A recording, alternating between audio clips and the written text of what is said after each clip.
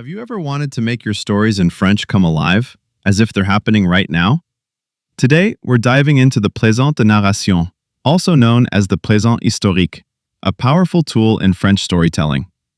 Normally, when you recount a past event, you use past tenses like the passé composé, the imparfait, and sometimes even the passé simple. These tenses set the story firmly in the past, providing a standard way to narrate what happened. But to make that event more vivid and real for the person listening or reading, you can switch to the présent de narration. This technique brings the action into the present tense, pulling your audience right into the moment. In practice, you first situate the story in the past, then describe the key actions in the present. For example, in French, the setup segment, Hier, j'étais dans l'autobus et mon téléphone a sonné, means yesterday I was on the bus and my phone rang. Hier, j'étais dans l'autobus et mon téléphone a sonné. Then the action segment. Puis je réponds, et c'est Paul qui m'invite à prendre un café. Means then I answer, and it's Paul inviting me for a coffee. Puis je réponds, et c'est Paul qui m'invite à prendre un café. Here's a small sentence example to show exactly what's happening, starting with the setup segment.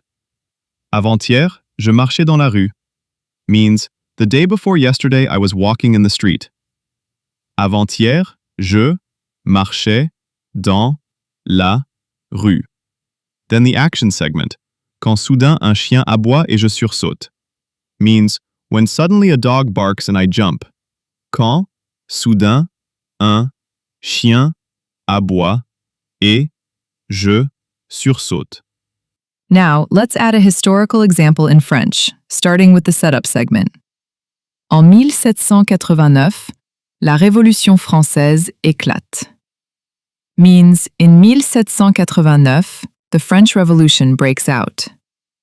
En 1789, la Révolution française éclate.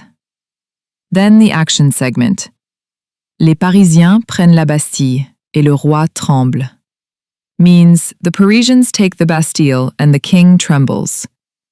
Les Parisiens prennent la Bastille et le roi tremble.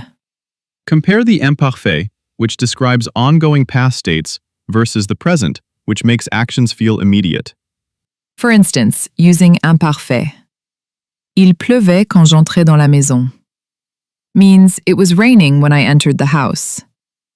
Il pleuvait quand j'entrais dans la maison. Versus using present for vividness. Il pleut quand j'entre dans la maison. Means it rains when I enter the house.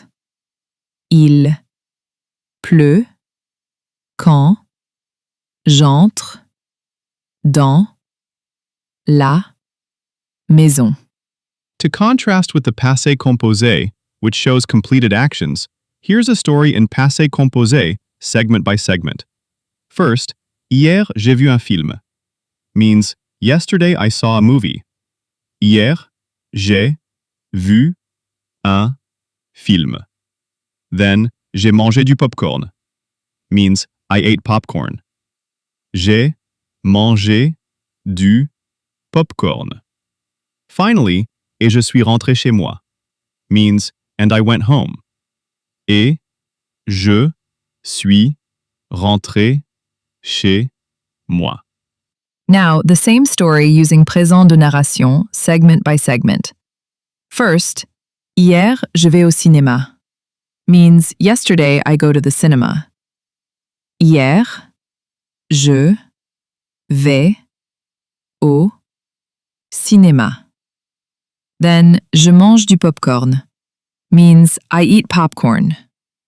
Je mange du popcorn. Finally, et je rentre chez moi means and I go home.